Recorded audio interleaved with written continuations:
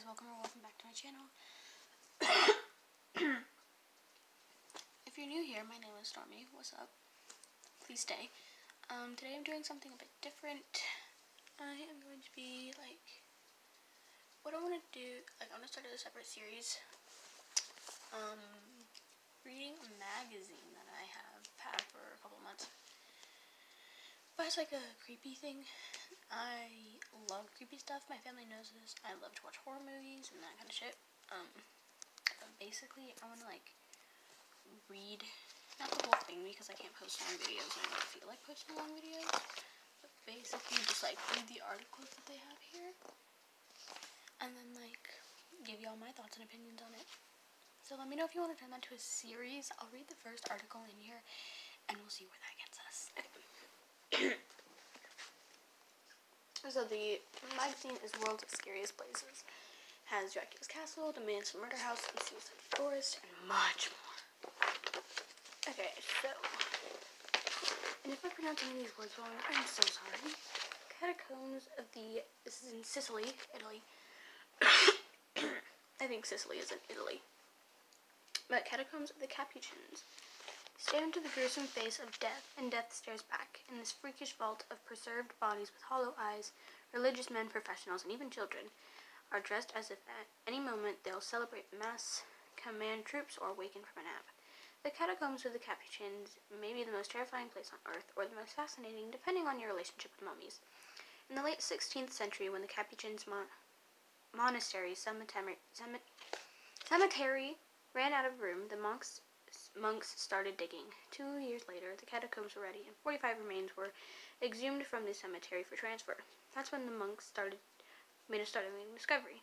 Many of the bodies had not decomposed.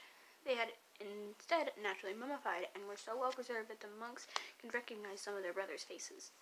This message from God made the monks resolve to preserve all of the bodies for the new catacombs of the Capuchins on the outskirts of Palermo, and display them like religious relics in the clothing and other adornments they wore in life. Mummification retained the skin and hair, and even their mustaches. In this most bizarre realm, where the living interact with the dead, some 8,000 bodies can be found, 1,200 of them mummies. Dead friars wear their vestments, robes, and ropes worn as penance. Local notables, political officials, military officers, surgeons, and sculptors are dressed in clothing specified in their wills. One French colonel from the 1800s was buried in full French Burman uniform, his bony hands clasped in front of him. Some had their garments regularly changed. Families would come and visit their departed loved ones, praying with them, holding their hands, bodies hanging from hooks on walls, and lying glass-enclosed coffins. 2 children share a rocking chair. Those whose families couldn't afford special placement rest on shelves. Class distinctions follow them in formaldehyde,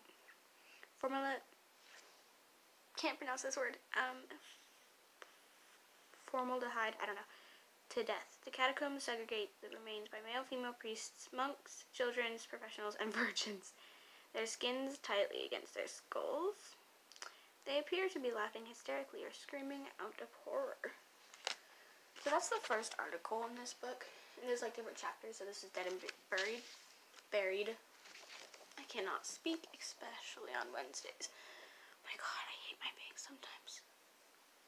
But, so basically they just have they even have the pictures, which is low-key scary as shit.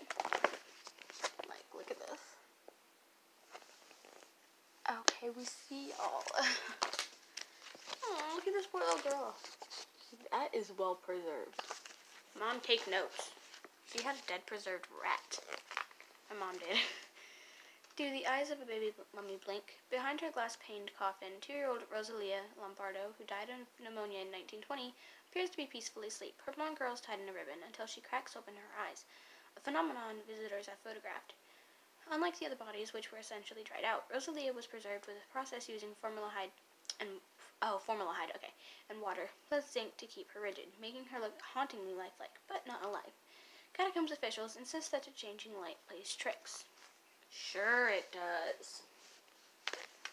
Death looks at them, and it seems to have missed all shots. 18th century Italian poet, I'm not going to say that, I can't pronounce it, who visited the IP, that's initials, IP, who visited the catacombs on November 2nd, 1777. I will put his name on the screen.